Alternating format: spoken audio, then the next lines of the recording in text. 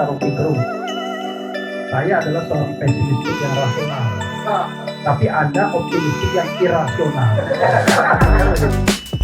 Kalau langkah-langkah radikal tidak dilakukan, nggak mungkin kita bisa memberantas korupsi.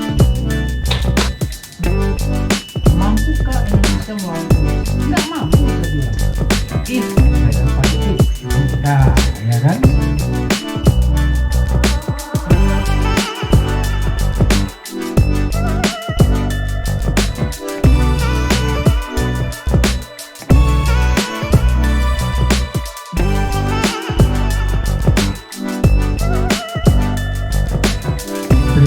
Kawan-kawan semua, Assalamualaikum warahmatullahi wabarakatuh. Waalaikumsalam warahmatullahi wabarakatuh.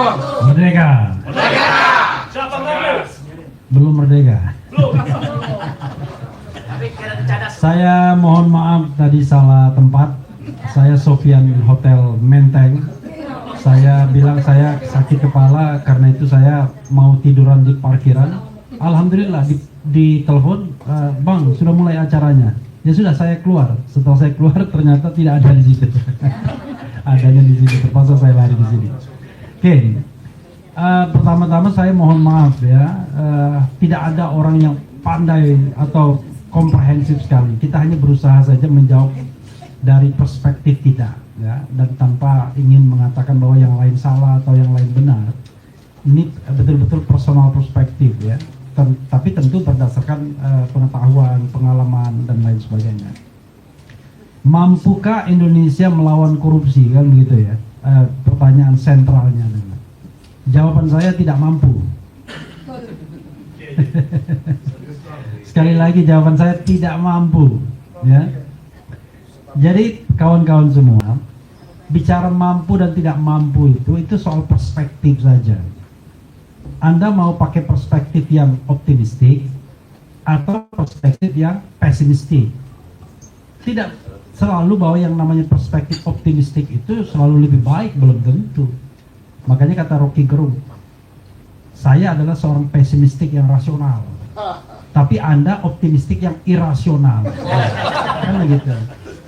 Karena kadang-kadang ya, agen-agen pemerintahan, orang-orang dekat pemerintahan cepat sekali optimisnya. Dengan statement aja langsung optimis, cerah. Padahal kalau kita balikan kepada sejarah, sampai hari ini, sampai saya duduk di sini, belum ada Presiden Republik Indonesia yang berhasil memberantas korupsi. Belum ada. Termasuk Prabowo Subianto. Karena Prabowo kategorinya bukan tidak berhasil, tapi belum berhasil. Karena kita tidak tahu. Kalau indikatornya itu adalah IPK, Indeks Persepsi Korupsi, IPK kita tuh 37 itu termasuk negara korup. Jadi kalau cara menghitung IPK itu 1 sampai 25 itu sangat korup, 25 ke atas sampai 50 korup, 50 ke atas sampai 75 bersih, 75 ke atas bersihnya nggak ketulungan, ya kan? Nah, bersihnya yang nggak ketulungan itu negara seperti Norwegia, Selandia Baru, Singapura, Denmark, ya. Kalau Indonesia jauh sekali, kita masih negara korup. Karena itu sampai Prabowo berhenti menjadi presiden misalnya di 2024, saya tidak yakin kita masuk negara yang sudah tidak korup lagi. Nggak yakin. Artinya skor kita harus di atas 50. Skor di atas 50 itu belum pernah berhasil, belum pernah ada dalam sejarah Republik Indonesia. Skor tertinggi itu 40 di tahun 2019 yang dicapai oleh Pak Jokowi. Alhamdulillah setelah itu nurun. Jadi dari 40 turun ke 37, naik 38, turun 34, kemudian 34 dan terakhir 37. Jadi 37 itu 2024 kemarin itu skor kita 37. Tapi tetap negara yang korup. Nah, tetapi kita tidak adil juga. SBY ketika take over pemerintahan, skor indeks persepsi korupsi kita gila-gilaan 20. 20 itu berarti sangat korup. Oleh SBY dia berhasil menaikkan sampai 14 poin ke 34. Ya, lumayan lah. Itu lumayan. Kalau kita kan harus bicara statistik. Tetapi Jokowi berhasil menaikkan 6 poin sampai 40. Itu periode pertama. Periode kedua ancur-ancuran. Karena sudah punya vested interest dan lain sebagainya. Itu satu, saya bicara tentang data statistik kalau ukurannya adalah IPK, Indeks Persepsi Korupsi, atau CPI, Corruption Perception Index. Lalu apa yang membuat kita pesimis dan optimis dalam hal pemberantasan korupsi ini? Saya ingin mengatakan bahwa kalau langkah-langkah radikal tidak dilakukan, nggak mungkin kita bisa memberantas korupsi. Boleh tepuk tangan, mumpung gratis. Nggak mungkin memberantas korupsi, langkah-langkahnya biasa aja. Korupsi dibilang extraordinary crime, tapi langkahnya ordinary, nggak bisa. Saya nonton video Rwanda. Jadi Rwanda itu negara di Afrika apa ya? Pokoknya Afrika yang dulu saking bobroknya ada pelanggaran HAM, dibentuklah yang namanya ICTR, International Criminal Tribunal for Rwanda. Sama dengan former Yugoslavia. Itulah dua negara yang dihukum dunia internasional dengan membentuk pengadilan kejahatan hak asasi manusia. Sebelum adanya instrumen yang tetap ya, melalui instrumen yang kita belum menjadi anggotanya. Nah, tetapi Rwanda sekarang sudah menjadi negara yang seperti Singapurnya Afrika katanya. Kenapa? Begitu presidennya terpilih, presiden itu nggak tanggung-tanggung, dia pecat ini, pecat itu dan lain sebagainya. Seperti Georgia juga. Polisi 30.000 dipecat, ya. Saya lupa itu di Georgia atau di Georgia, ya kan? 30.000 dipecat. Jadi Georgia negara yang sudah lebih baik sekarang, Rwanda negara yang lebih baik. Nah, Indonesia belum ada langkah-langkah radikal.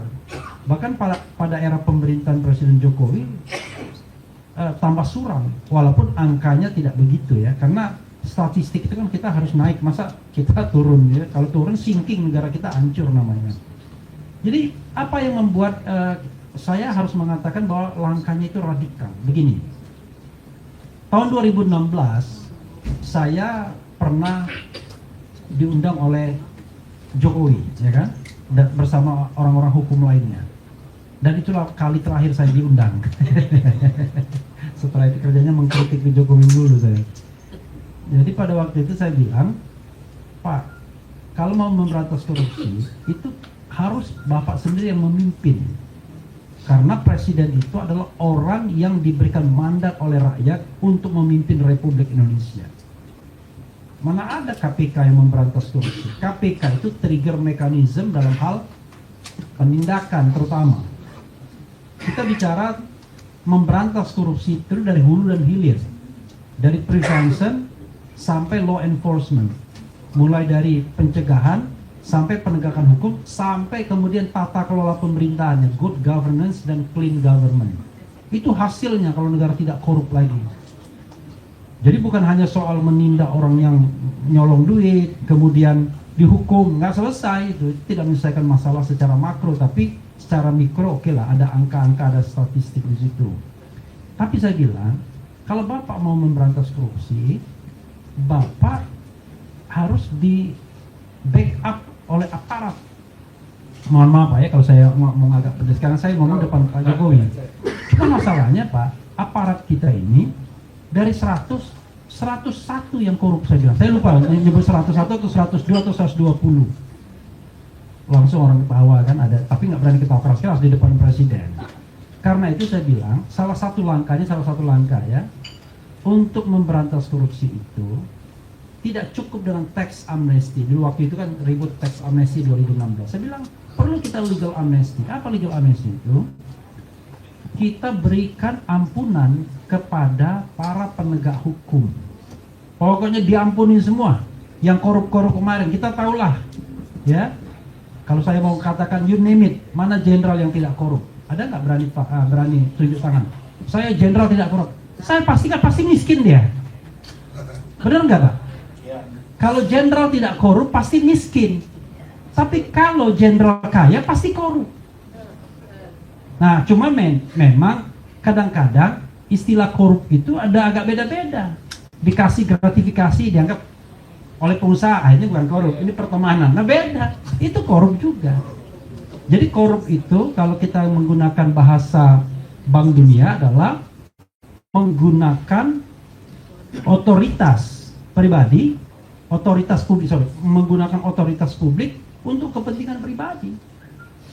Jadi kalau Anda jenderal, dekat-dekat pengusaha dikasih upeti, ya itu kan berarti kan Anda trading in influence sebenarnya, memperdagangkan pengaruh. Kan Anda harus paham bahwa Anda dikasih uang karena Anda jenderal.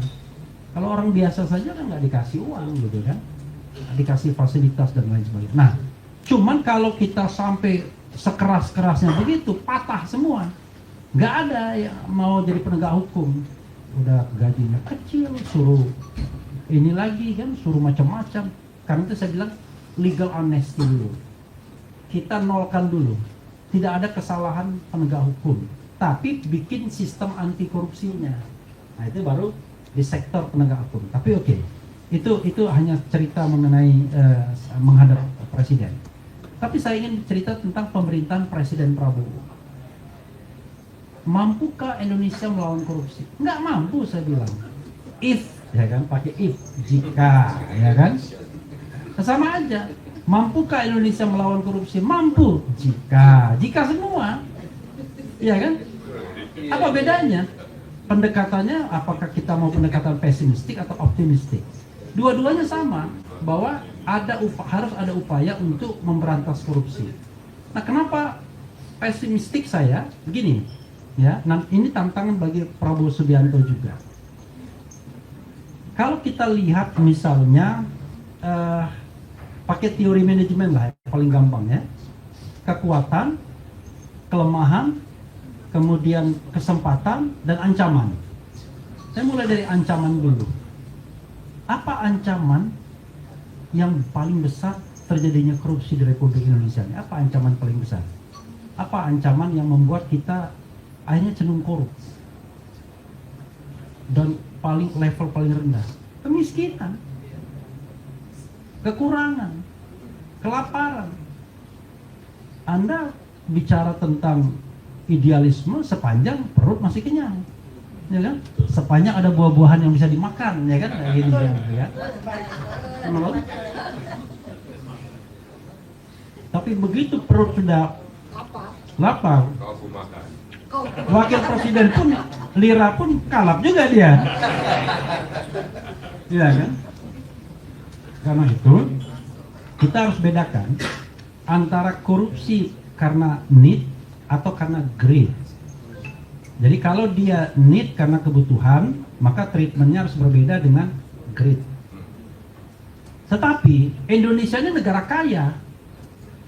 Kemarin saya bilang, saya nggak tahu statistiknya ya. Kalau seandainya korupsi itu diberantas, benar-benar diberantas, tata kelolanya benar, rakyat Indonesia tuh bisa kok dikasih sumbangan, tunjangan puluhan juta per bulan. Wah enak kan? Ya kan? Di ruangan ini yang gajinya puluhan juta per bulan ya paling cuma dihitung bisa dengan jari kan? Bayangkan, kalau misalnya seluruh rakyat Indonesia itu bisa dikasih tunjangan puluhan juta, korupsi pasti akan turun dengan sangat signifikan yang by need, karena kebutuhan, ya kan? Korupsi karena kebutuhan itu pasti akan berkurang secara signifikan. Nah, karena itu berarti ada sesuatu yang besar yang harus diselesaikan kan?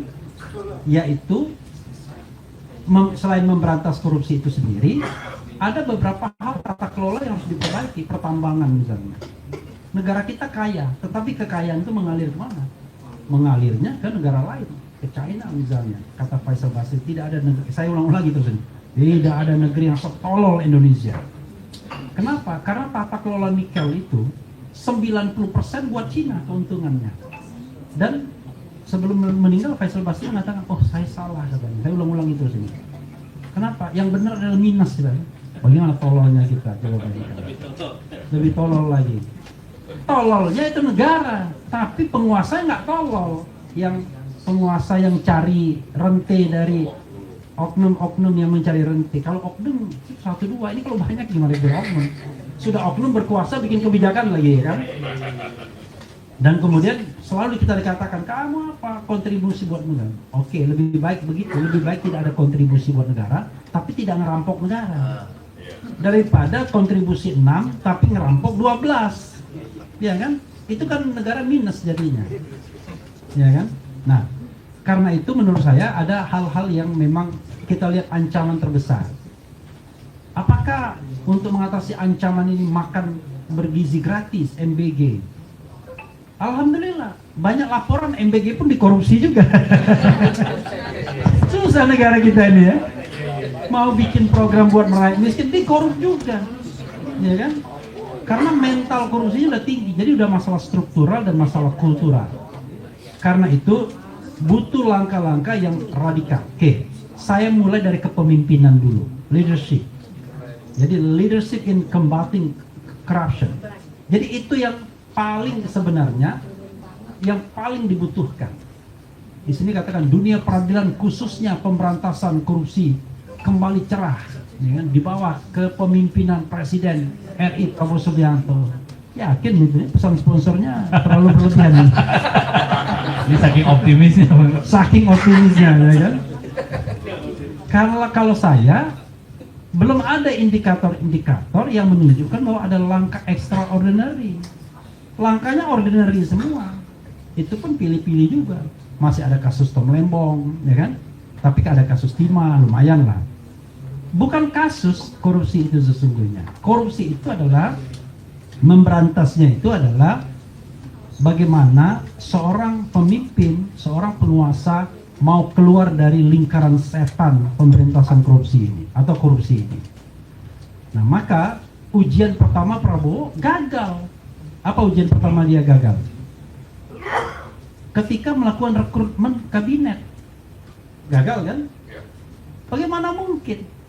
Yakin nggak yang di rekrut itu korup, banyak yang korup? Yakin nggak? Yakin lah. Dito Aryo Tejo kan jelas terima dana BTS, kembalikan 27 miliar, masih dipakai sebagai menteri. Belum lagi menteri-menteri yang di lingkaran Prabowo sendiri yang menurut lawyernya Dito terima juga dana BTS itu. Belum, Ditonya yang sudah, tapi yang itu belum 1, 2, 3 orang yang dia sebut, yang lawyernya sebut, namanya Mahdir Ismail yang nyebut. Siapa aja? Ya tanya Mahdir. Karena Mahdir bilang sama saya itu di Bali, gitu. Dan yang mendapatkan itu adalah sekarang jadi menteri di kabinet Prabowo. Yang dulu dia anggota DPR. Saya kasih clue gitu aja. Nggak ada korupsi ini yang nggak melibatkan DPR kalau korupsi skala besar sampai triliunan itu. Oke. Nah itu juga ancaman anggota DPR, ya kan? Oke. Karena itu Prabowo sudah gagal di percobaan pertamanya. Saya Presiden Republik Indonesia bersumpah untuk melaksanakan Undang-Undang Dasar dan Undang-Undang seluruh-seluruhnya. Alhamdulillah. Hari ini dia bersumpah, malamnya sudah dilanggar tuh sumpahnya. Saya tidak sentimen, saya ngomong apa adanya. Itu saya kan jadi orang hukum tata negara karena saya bisa tunjukkan faktanya. Faktanya, my Teddy, Mayor Teddy, ya kan? Sekarang Lady, let's call Teddy sekarang, ya kan? Kan bayangkan, itu jelas-jelas melanggar undang-undang. Sampai sekarang pun melanggar undang-undang, tapi tidak ada yang peduli.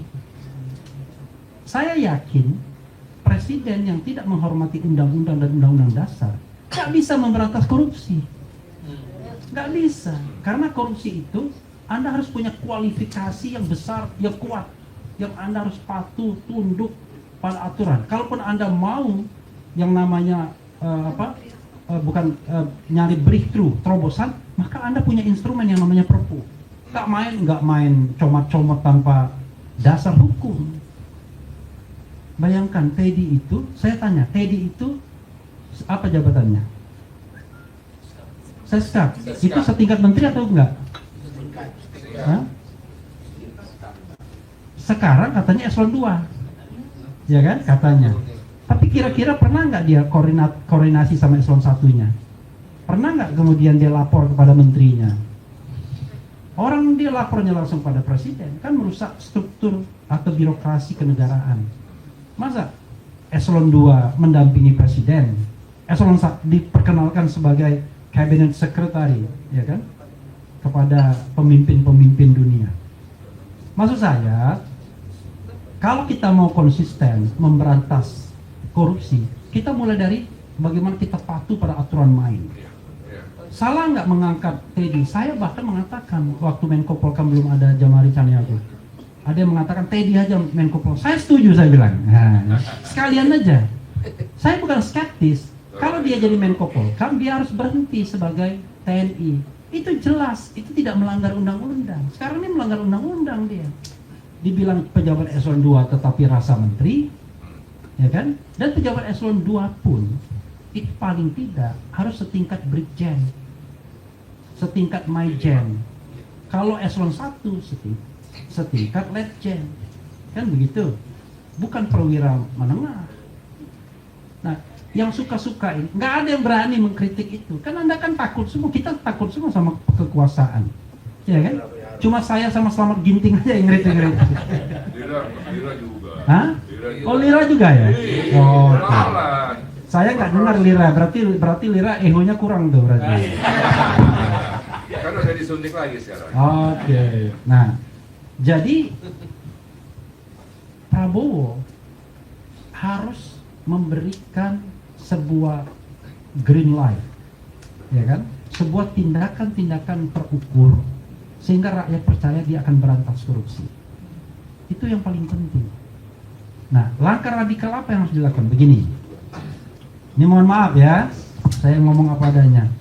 Yakin nggak kalau Mahkamah Agung itu rusak? Yakin. Kalau misalnya 100% itu kerusakan dan 0% itu tidak ada kerusakan, berapa persen tingkat kerusakan kira-kira di Mahkamah Agung? Berapa? 70%. Artinya harus ada 70% hakim agung yang dipecat, benar nggak? Betul. Iya kan? Logikanya begitu. Ini mohon maaf Pak, mohon maaf ya, saya jangan ditangkap Pak. Oke. Yakin nggak bahwa korup? Yakin? Berapa persen? 90. Artinya kalau 90, ada 90% polisi yang harus dipecat. Kalau kita mau benar-benar, bukan berarti orang itu dimatikan, nanti dibina lagi, ya kan? Diapakan, diseleksi ulang atau apa dan lain sebagainya. Yakin nggak kejaksaan itu korup? Berapa persen? 80. Berarti 80% harus dipecat. Nah, kondisi itulah yang bisa membuat kita optimis bahwa korupsi bisa diberantas. Kalau kita bicara tentang yang namanya law enforcement, pemberantasan korupsi. Tetapi di sisi pencegahan, ya jangan dipakai menteri-menteri yang kira-kira tidak pro pemberantasan korupsi. Ya kan? Anda ingin kabinet yang pro pemberantasan korupsi, begitu ya? Kemudian, tapi yang dipakai menteri yang kira-kira kerjanya ngintip uang negara, ya kan? Ya kan? Kira-kira gampang lah nggak melihat menteri-menteri yang tukang ngintip uang negara, tukang ngintip sumber daya alam, gampang nggak lihatnya? Gampang. Tapi barang itu masih dipakai juga. Bahkan bisa berperiode-periode dipakai. Ada waktunya. Presiden. Nah, kalau ada waktunya tinggal 2 tahun lagi, misalnya baru tahun ketiga kita baru mau bicara pemberantasan korupsi, gagal, ya kan? From the beginning, harusnya dari awal kalau mau memberantas korupsi, kan itu sumpah dia kan? Sumpah dia. Jadi menurut saya langkah radikal yang pernah saya tawarkan itu adalah shutdown Mahkamah Agung ketika ditemukan Zaruk Rikar. Bayangkan seorang maklar itu bisa mengumpulkan uang cash sampai 1 triliun, hampir 1 triliun, ditambah uang 30 miliar plus emas 51 kilogram. Saya bilang Kalau maklarnya saja bisa mengumpulkan 1 triliun, apalagi hakim-hakim yang menerima aliran dananya. Masa orang nyogok hanya untuk maklar, ya kan? Pasti datang ke hakimnya. Oh, coba buktikan. Sontoloyo kalau saya bilang, suruh buktikan. Memberantas korupsi itu tidak bisa pakai hanya case by case. Bagaimana mungkin muter-muter di lingkaran yang korup? Kasus Sambo aja itu nggak dibongkar sekuat-kuatnya. Misalnya ada ternyata datang, saya ditunjukkan dan itu sudah beredar di mana-mana, ada di inilah.com juga. Ada pembekuan rekening dari BNI ke Sungai Bahar, alamatnya Joshua, uang 100 triliun kurang 1 rupiah. Hah? Mana saya tahu. Apakah itu benar atau tidak? Yang jelas ada surat itu. Kalau tidak benar, tolong dong diklarifikasi yang benar. Sama-sama kita investigasi, apa ada kan gampang diinvestigasinya. Coba bayangkan. Kalau sudah lilitan-lilitan terjadi, Anda berharap proses yang namanya penegakan hukumnya akan benar hulu dan hilirnya? Gak bisa. Yang melakukan penyelidikan, ya barangkali juga bermasalah. Yang melakukan penyidikannya bermasalah. Melakukan penuntutan yang bermasalah. Yang memberikan vonis bermasalah juga. Muter-muter kita. Yang pusing lirah. Karena semua pengaduannya mentah semua akhirnya kan. Dibahas di depan di proses penyelidikan atau penyidikan, tapi divonis selesai. Begitu divonis karena desakan masyarakat, cincai juga dia di lapas, langsung dapat remisi dan lain sebagainya. Berat bagi kita, ya. Karena itu tips saya dalam tanda kutip ya, sok-sok pinter lah ya kan, padahal jauh lebih pintar dari Prabowo.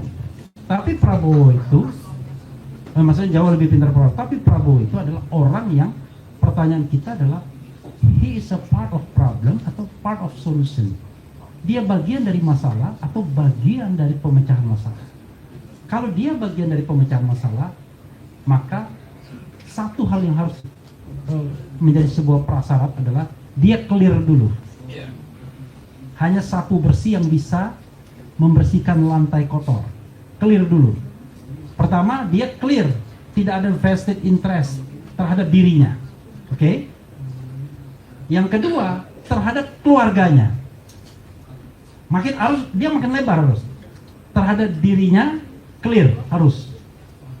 Terhadap keluarganya clear juga harus. Lalu terhadap yang lebih lebar lagi, organisasinya dan lain sebagainya. Selama tantangan bagi seorang Prabowo adalah 2 hal. Dia masih menjadi ketua umum partai politik dan itu lahan subur untuk terjadinya tindak pidana korupsi.